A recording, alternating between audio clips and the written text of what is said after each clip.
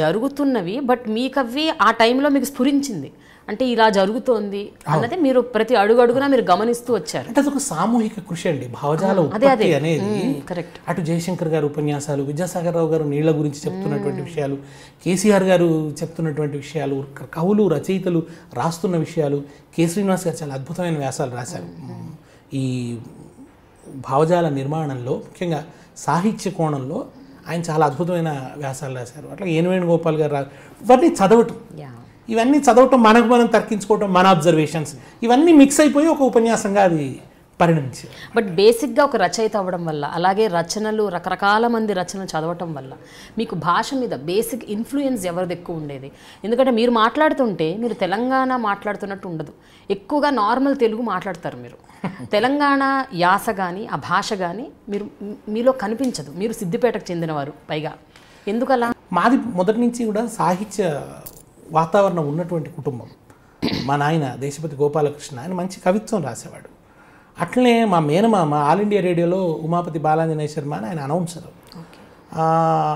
ఇది వాతావరణం చిన్నప్పటి నుంచి బాగా రేడియో వినేటువంటిది, పుస్తకాలు చదివేటువంటి అలవాటు ఇవన్నీ ఉన్నాయి. నా పక్కన వేముగంటి నరసింహాచార్యులు గారు అని మంచి కవి, ఉమాపతి పద్మనాభ శర్మ గారు అని మా ఇంకో మేనమామ, వీళ్ళందరూ కూడా సాహిత్యంలో చాలా లోతులు తెలిసినటువంటి వాళ్ళు. వీళ్ళందరి సాంగత్యం ఆ సిద్దిపేట వాతావరణం అండి. సిద్దిపేట మీకు కేసీఆర్ గారు కూడా మాట్లాడుతుంటే ఆయన జనం దగ్గరకు వచ్చినప్పుడు ఆ గ్రామీణమైన భాష మాట్లాడతాడు.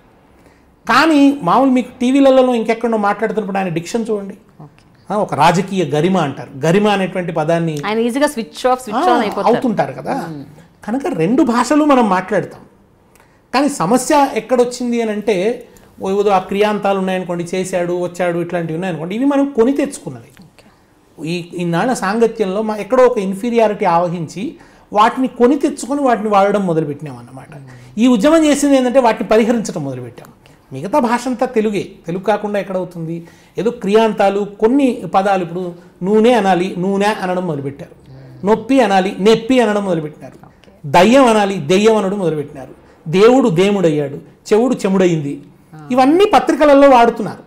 ఈ పత్రికలలో వాడుతున్న భాష చేత ఇన్ఫ్లుయెన్స్ అయ్యి అదే మనందరం కూడా మాట్లాడడం మొదలుపెట్టినాం, అదే కరెక్ట్ అనుకోవటం కూడా మొదలుపెట్టినాం. సో ఉద్యమానికి ముందు మీరు కూడా కొన్ని సందర్భాల్లో అదే భాష కరెక్టు, నేను అలాగే మాట్లాడాలి, తెలంగాణ కరెక్ట్ కాదు అని అనుకున్న రోజులు కూడా ఉన్నాయంట ఒకప్పుడు? అయ్యో అట్లా కాదండి. పక్కన వాళ్ళు ఎవరైనా మీరు మాట్లాడుతుంటే ఆంధ్ర వాళ్ళు మాట్లాడుతున్నట్టుగా ఉంటుందంటే అది కితాబ్ అనుకునేవాళ్ళు, అది కాంప్లిమెంట్ అనుకునేవాళ్ళం అనమాట. కానీ ఒకసారి ఉద్యమం వచ్చిన తర్వాత ఇంత పరాయీకరణ చెందామా అని అనిపించింది అనమాట. అరే మన పలుకును కోల్పోవడం ఏంటి? మన అమ్మ మాట్లాడిన భాషను మనం కోల్పోవడం ఏంది? మన నాయన మాట్లాడిన భాషను మనం కోల్పోవడం ఏంది? ఇది అన్యాయం కదా. మనం ఇంకెవరిని అనుకరిస్తున్నాం? ఎందుకు అనుకరిస్తున్నాం అంటే ఎక్కడో మనలో ఇన్ఫీరియారిటీ ఉందన్నట్టు కదా. ఎందుకు ఇంత ఇన్ఫీరియర్ అయ్యాము అంటే పత్రికలు మనల్ని ఇన్ఫీరియర్ చేశాయి, రేడియో మనల్ని ఇన్ఫీరియర్ చేసింది, పాఠ్యపుస్తకాలు మనల్ని ఇన్ఫీరియర్ చేశాయి. మనం ఒక ప్రత్యేకమైన ఇప్పుడు నేను మాట్లాడుతున్నా కూడా ఆ ఇన్ఫ్లుయెన్స్ పోదు. కనుక ఇట్లా మనం ఇన్ఫీరియర్ అయ్యాము, దీని నుంచి బయటపడాలి. ఫస్ట్ అసెప్ట్ చేసుకోవాలి, లేదు మేము మాట్లాడుతున్న భాష మంచి భాష, ఇది అందమైన తెలుగు, ఇది పోతన భాగవతంలో మీకు వినిపించేటువంటి తెలుగు. పుట్టడు నేడు దొంగిలబోయి మా ఇలుసొచ్చి తానుట్టి అందక రోలుపీటలు నొక్కప్రోవిడి ఎక్కే చేవెట్టజాలక కుండ కింద ఒక పెద్ద తూటొనరించి అంటాడు. తూటు అంటే రంధ్రం. తూటు అనేది తెలంగాణలో అందరూ అంటారు, తూటుపడ్డది అని అంటారు అనమాట. ఆ తూటు అన్నమాట మీకు పోతన భాగవతంలో కనబడుతుంది. సైసు అంటారు, అంటే కొంచెం ఓపిక పట్టు అంటే ఏమంటారంటే సైసు అంటారు. చెల్లియో చెల్లకో తమకు చేసిన ఎగ్గులు సైచిరందరూ, సైచుట అది కావ్య భాష. తిరుపతి వెంకటకవులు వాడారు ఆ భాషని. సైసు అనే మాట ఇప్పుడు తెలంగాణలో అలవోకగా వాడుతున్నటువంటి పదం. ఇటువంటి కావ్య భాష కనబడుతుంది మీకు తెలంగాణలో చాలా చోట్ల కూడా. రువ్వడి అంటారు వేగంగా ఉండేదాన్ని. నేను అనేక పదాలు ఇట్లా చెప్పొచ్చు దాంట్లో.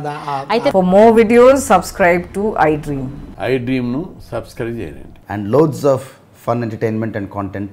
Do watch iDreams. Do subscribe iDream Media. దయచేసి iDreams మీరు సబ్స్క్రైబ్ చేయాల్సిందిగా నేను కోరుతున్నాను. I am Dr. Nayak, DT Nayak. For more videos, please subscribe to iDream.